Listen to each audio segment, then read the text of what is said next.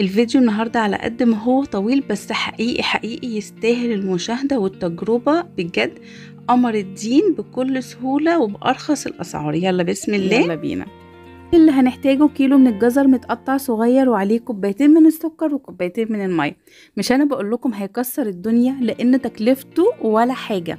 هنرفعهم على النار لحد ما يستووا خالص كده زي ما احنا شايفين، وناخد بالنا ان المية ما تنشفش منه تماما. هنضربه حلو قوي بالهاند بلندر او في الخلاط، لازم يبقى بيورين ناعم جدا جدا جدا. تمام. وبعد كده هنجيب بقى اللي هيديله الطعم والريحة، جيلي المشمش. هناخد معلقة كبيرة من جيلي المشمش بس كده، يعني باكل الجيلي ده ممكن يعملك 10 كيلو من قمر الدين. وهناخد معلقة من النشا وهندوبها في مية ونحطها على النار، ونص معلقة من ملح الليمون. ملح الليمون ضروري ولازم وأساسي. وهندوق طعمه، لو لقينا ان طعمه محتاج ملح ليمون تاني، لان ملح الليمون ده هو اللي هيديله المزازة بتاعة قمر الدين. هنحط له نص معلقة تاني من ملح الليمون. انا هنا حطيت ملح ليمون تاني وبدوق، يعني لو ملاحظين ان انا بدوق علشان اعرف المزازة وصلت للدرجة اللي انا عايزاها ولا لا.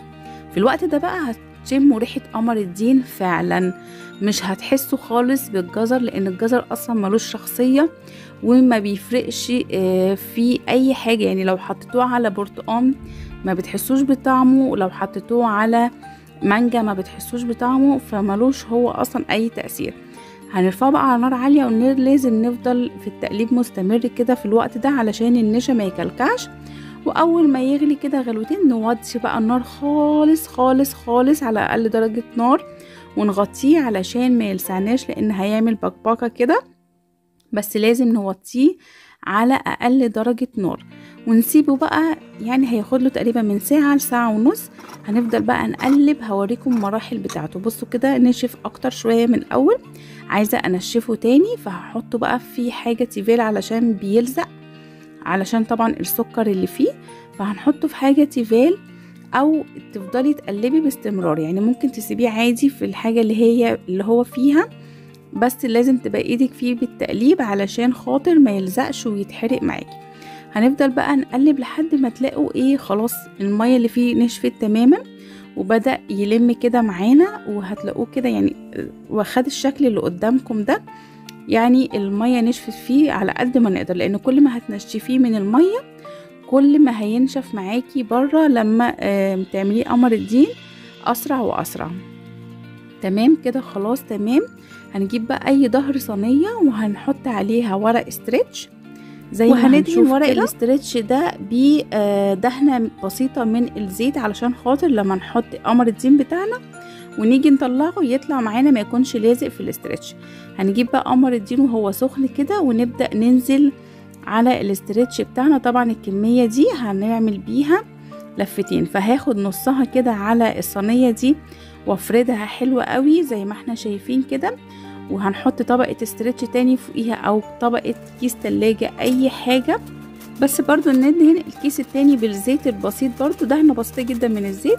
ونبدأ نحط بقى الكيس كده على قمر الدين ونفرد بقى بايدينا او بأي حاجة نفرد بيها زي ما احنا شايفين كده. نسوي الحروف، مفيش اي مشكلة خالص، براحتك خالص، مش الشكل ده ليكي انتي بقى في النهاية، مفيش مشكلة خالص. المهم النتيجة والطعم والقوام وكل حاجة والريحة، ده أهم حاجة عندنا أكتر من الشكل. تمام. هنسوي بقى الحروف، وهناخد أي حاجة تطلع كده من الحروف زي ما احنا شايفين ونحطها بقى على بقية قمر الدين بتاعنا للصينية التانية. تمام كده فردنا. طبعا كل ما هترققي السمك بتاعها كل ما هينشف معاكي بسرعة ويخلص بسرعة، لكن كل ما هيكون سمكه تخين هياخد معاكي وقت في التنشيف في الهواء.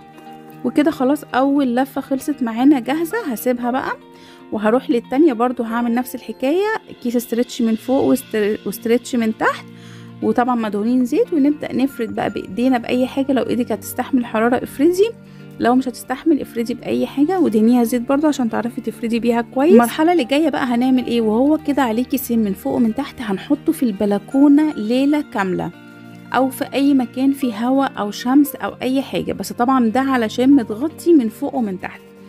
وبعد كده وبعد الليلة دي هنشيل الكيس اللي فوق، هتلاقوه اتشال معاكم بكل سهولة، ونسيبه ليلة تانية بقى من غير الكيس جوه الشقة.